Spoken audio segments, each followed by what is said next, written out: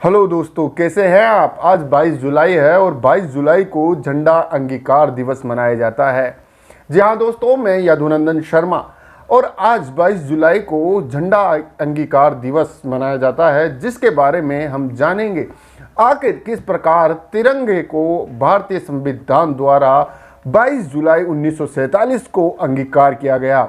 यूं तो स्वतंत्रता से पहले भारत में कई प्रकार के ध्वज अपनाए गए थे, लेकिन भारतीय संविधान के द्वारा 22 जुलाई 1947 को तिरंगे को अपनाया गया और उसे अपने संविधान में अंगीकृत किया गया। जी हाँ दोस्तों, आज हम तिरंगे के बारे में संपूर्ण जानकारी देखेंगे। कितनी चौड़ाई होती है, कौन कौन सा रंग किस किस का प्रतीक होता है और किस प्रकार हमारे देश का आन बान शान तिरंगा हमारे देश के लिए महत्व रखता है। जी हाँ दोस्तों, अगर आपने चैनल को सब्सक्राइब नहीं किया है तो चैनल को सब्सक्राइब जरूर कर लें, बेल आइकन जरूर दबाएं ताकि हमारे प्रत्येक वीडियो की नोटिफिकेशन आप तक सबसे पहले पहुंचे। और आप वीडियो में एंड तक जरूर बने रहे ताकि तिरंगे के बारे में संपूर्ण जानकारी आपको सीधी मिल सके। जी हाँ दोस्तों, अगर वीडियो में किसी प्रकार का कोई कमी लगे या किसी प्रकार की कोई खामी लगे तो आप कमेंट करके ज़रूर बताइएगा ताकि हम हमारे वीडियो के अंदर सुधार कर सके। और अगर आपको अच्छा लगे तो लाइक ज़रूर करें। चलते हैं वीडियो की तरफ।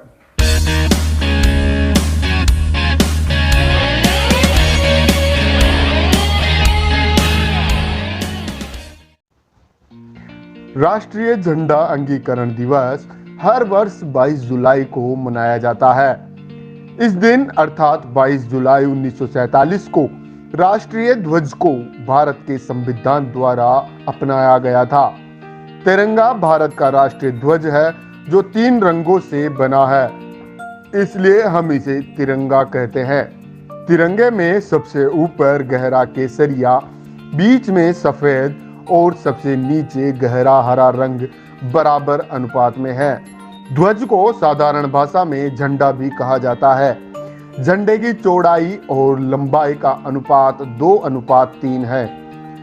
सफेद पट्टी के केंद्र में गहरा नीले रंग का चक्र है, जिसका प्रारूप अशोक की राजधानी सारनाथ में स्थापित सिंह के शीर्ष फल के चक्र में दिखने वाले चक्र की भांति है। चक्र की परिधि सफेद पट्टी की चौड़ाई के बराबर है। चक्र में 24 तीलियां होती है। हमारे राष्ट्रीय ध्वज का इतिहास भी बहुत रोचक है।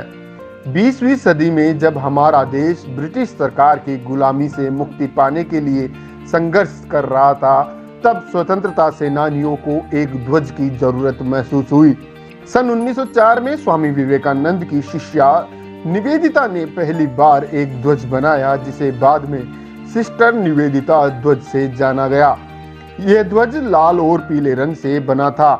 पहली बार 3 रंग वाला ध्वज सन 1906 में बंगाल के बंटवारे के विरोध में निकाले गए जुलूस में सचिंद्र कुमार बोस लाए।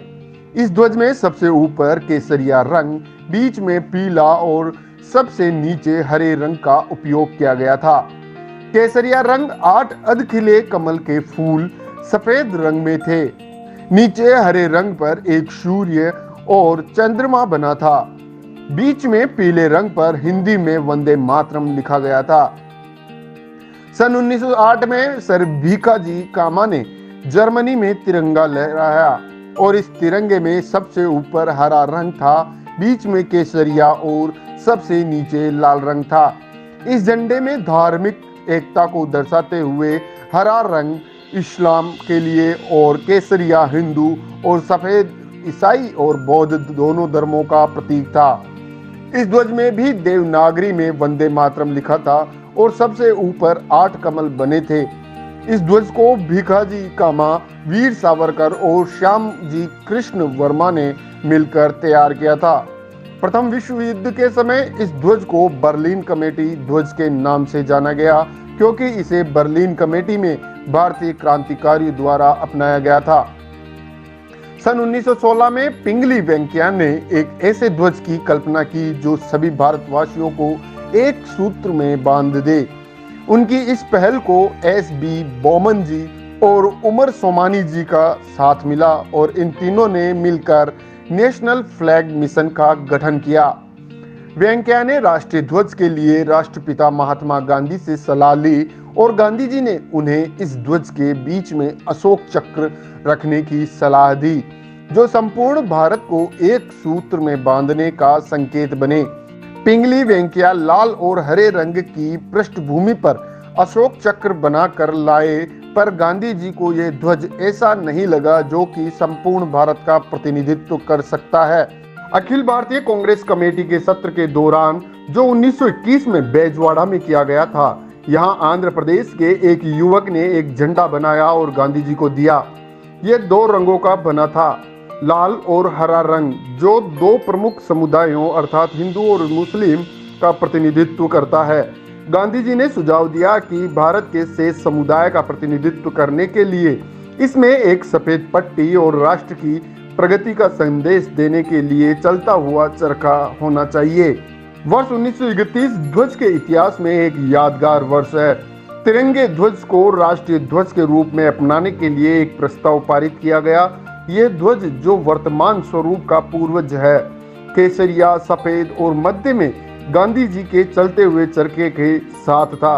तथापि ये स्पष्ट रूप से बताया गया था, इसका कोई सांप्रदायिक महत्व नहीं था और इसकी व्याख्या इस प्रकार की जानी थी। 22 जुलाई 1947 को संविधान सभा ने इसे मुक्त भारतीय राष्ट्रीय ध्वज के रूप में अपनाया। स्वतंत्रता मिलने के बाद इसके रंग और उनका महत्व बना रहा। केवल ध्वज में चलते हुए चरखे के स्थान पर सम्राट अशोक के धर्म चक्र को दिखाया गया। इस प्रकार कांग्रेस पार्टी का तिरंगा ध्वज अंततः स्वतंत्र भारत का तिरंगा बना। भारत के राष्ट्रीय ध्वज की ऊपरी पट्टी में केसरिया रंग है, जो देश की शक्ति और साहस को दर्शाता है।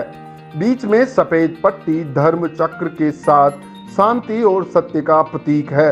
निचली हरी पट्टी उर्वरता, वृद्धि और भूमि की पवित्रता को दर्शाती है। इस धर्म चक्र को विधि का चक्र कहते हैं, जो 30वीं शताब्दी ईसा पूर्व मौर्य सम्राट अशोक द्वारा बनाए गए सारनाथ मंदिर से लिया गया है। इस चक्र को प्रदर्शित करने का आशय यह है कि जीवन गतिशील है और रुकने का अर्थ है मृत्यु।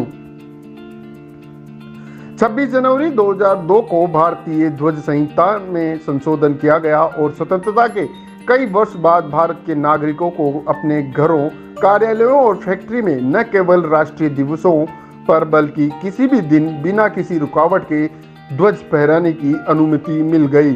अब भारतीय नागरिक राष्ट्रीय झंडे को शान से कहीं भी और किसी भी समय फहरा सकते हैं, बशर्ते कि वे ध्वज की संहिता का कठोरतापूर्वक पालन करें और तिरंगे की शान में कोई कमी न आने दे। सुविधा की दृष्टि से भारतीय ध्वज संहिता 2002 को 3 भागों में बांटा गया। संहिता के पहले भाग में राष्ट्रीय ध्वज का सामान्य विवरण है।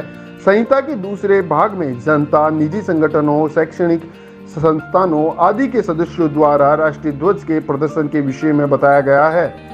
संहिता का तीसरा भाग केंद्रीय और राज्य सरकारों तथा उनके संगठनों और अभिकरणों द्वारा राष्ट्रीय ध्वज के प्रदर्शन के विषय में जानकारी देता है। तो दोस्तों, कैसी लगी आपको जानकारी, कैसा लगा ये वीडियो, आप हमें कमेंट करके जरूर बताइएगा।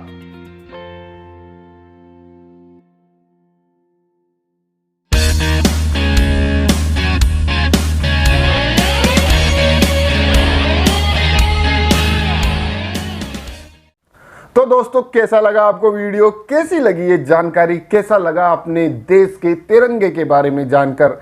जी हाँ दोस्तों, आज के ही दिन 22 जुलाई 1947 में अपने राष्ट्रीय ध्वज तिरंगे को अंगीकृत किया गया था। इसके बाद 15 अगस्त 1947 को स्वतंत्रता दिवस पर भारतीय ध्वज तिरंगे को अपनाया गया। जी हाँ दोस्तों, तो ये वीडियो आपको कैसा लगा, कैसी लगी ये जानकारी, इसके बारे में आप कमेंट करके हमें ज़रूर बताइएगा। किसी भी प्रकार की अगर कोई कमी हो तो आप कमेंट ज़रूर करें, ताकि इससे हम वीडियो के अंदर जो भी कमी है उसको सुधार सकते हैं। और अगर वीडियो अच्छा लगे तो लाइक ज़रूर करें। और अगर आपने चैनल को सब्सक्राइब नहीं किया है तो मैं एक बार फिर से कहूँगा कि चैनल को सब्सक्राइब ज़रूर करें और बेल आइकन साथ में दबाएं, ताकि हमारे हर वीडियो की नोटिफिकेशन आप तक सबसे पहले पहुँचे।